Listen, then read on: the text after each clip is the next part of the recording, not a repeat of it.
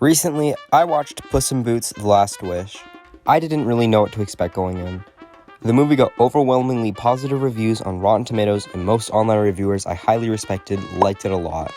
I was still skeptical, however, since I wasn't too fond of the trailers, and though I really liked the concept of low frame rate fight scenes, I wasn't sure if they would handle them well.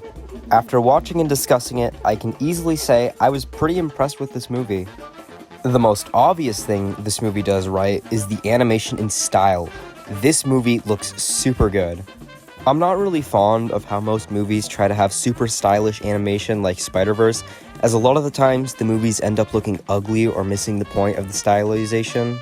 I think there are a few scenes where the style doesn't fit, but the majority of the time it looks pretty good. One of the best parts about this movie are the fight scenes.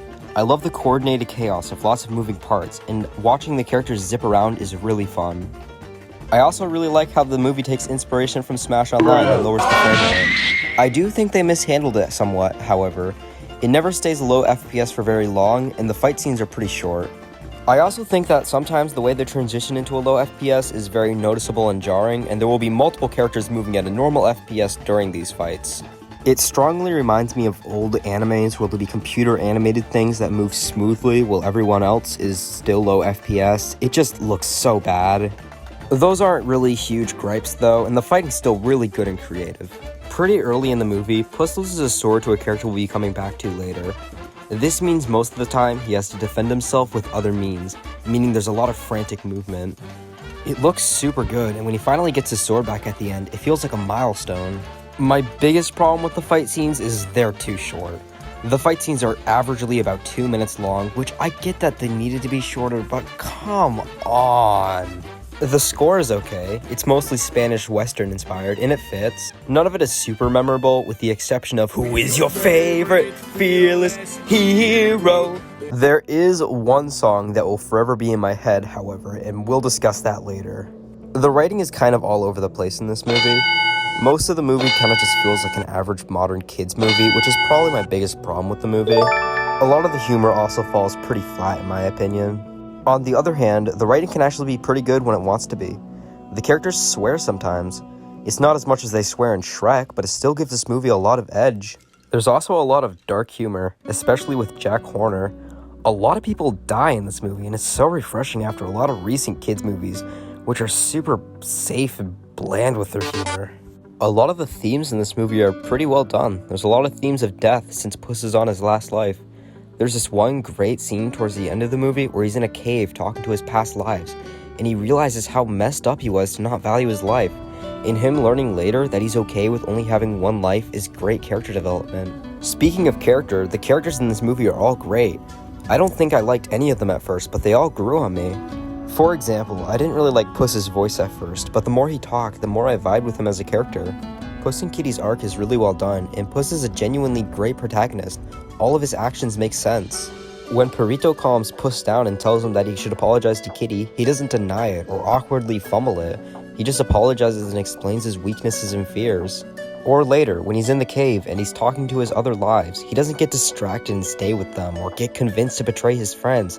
He sees how wrong he was in the past and regrets it. Puss is an amazing protagonist. The villains are also great. Goldilocks and her bear family are super well done. Baby and Goldie have a lot of chemistry and they feel like real siblings. I really like Papa's more patient and respectful voice, and Mama's so genuinely caring and loving. Goldilocks' desired wish is selfish, but it makes sense that she'd want a real family. The movie hits you over the head with the theme of realizing what you already have, and even after the bears learn what her wish is, they still support her. It's heartwarming and heartbreaking at the same time. They also work great in combat and are genuinely fun to watch. Little Jack Horner is also pretty fun since he's a lot more blatantly evil. He's a complete sociopathic psycho and he's the funniest character. I'm gonna walk, jump, and then I'm gonna wear your clothes. Well, that was weird. His design is really good and his endless sack of stuff is a really funny idea. He also makes for a great final fight, even if it is, once again, short. Also, Jack Horner and Jiminy Cricket's back and forth is super funny. That's racist! Your wish is racist! You're racist! You're an irredeemable white guy! What took you so long, you stupid nigger? One character I wasn't expecting to like, however, is Perrito. From the trailers, Perrito seemed to be an annoying sidekick character, which I was not excited for. But surprisingly, he was actually pretty likable. He was pretty endearing, and his backstory is both funny and dark. He's a great parallel to Puss and Kitty's impatience and cynicism, and him helping Puss when he's having a panic attack is great. I also like how he's the only character in the movie to say things that are so bad that they have to be censored. I think that pretty much covers everything. I really like this movie and I would recommend it to anyone. Thank you for watching and have a great day.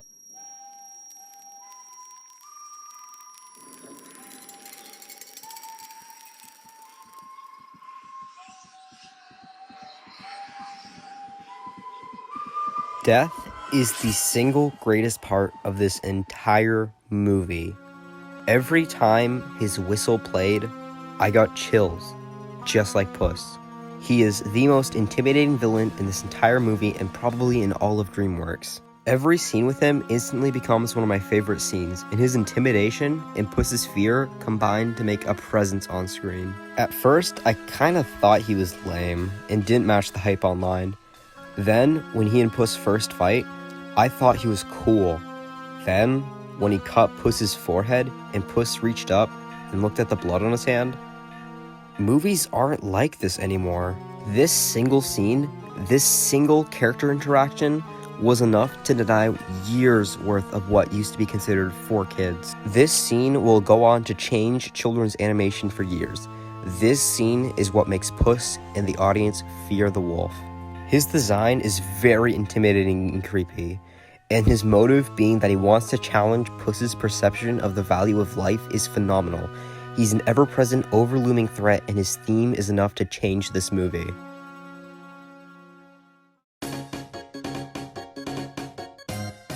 Bonus round of things I forgot to mention. I like Kitty Softpaws a lot and think her and Puss's chemistry is great. The world is really cool. It shifts to a challenge to whoever holds the map, and they even utilize it creatively in one scene where the terrain is shifting mid-fight.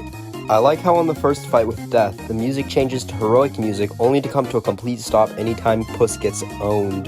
There's a lot of great foreshadowing in the movie, like Death scratching the wanted poster when Puss says he laughs in the face of death. They bring back the Spanish Splinter from the first movie, which is from a deleted scene. I don't really like how the main goal is learned by Goldilocks and the three bears openly explaining what their plan is while Puss is eavesdropping. I thought that was pretty lazy writing. I like how none of the first 8 deaths are from dying in combat while doing something heroic. He dies because he makes bad decisions or gets too cocky. I love the scene where Goldie and the bears feel nostalgic. Nostalgia has such an impact on me when it's represented right in movies, and this scene was really special. Puss has a wolf on his cape. What? Section over. Overall, I really like this movie.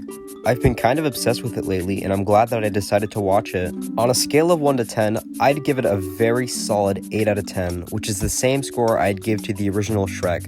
I love both these movies, and even though I think I'd probably prefer to watch Shrek over this, they're still both very great.